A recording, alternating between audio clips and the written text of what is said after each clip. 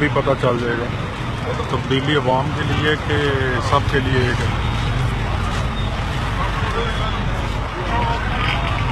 ये दफ्तर है PTI।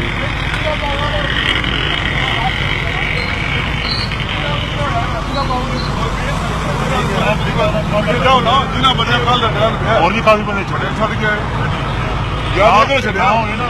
लेकिन जी बंदे कह रहे हैं सिर्फ गरीब अवाम के लिए वो चली गई क्रेन, ये छोड़ गए,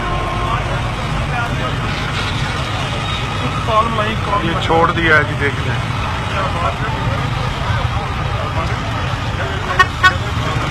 चार नहीं है ना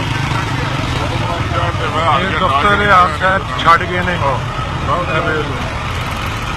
तब्दीली सिर्फ गरीब अवाम के लिए है, तब्दीली सिर्फ गरीब बंदे वास्ते जी। इतने तब्दीली कोई नहीं है। सब कुछ अगे छड़ गए ने।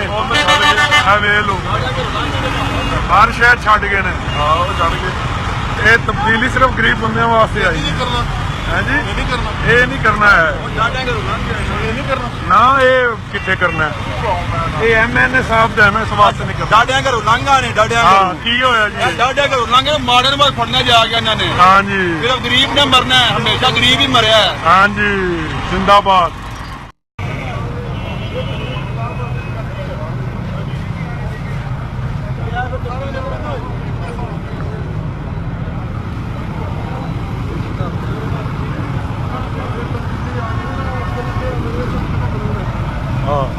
गलत गल जी गलत है।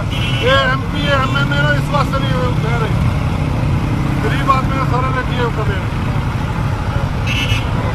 सामने दफ्तर है जी MNA साहब का। दफ्तर तो छड़ आए ने, देखो हुण क्रेन मारन लगे ने।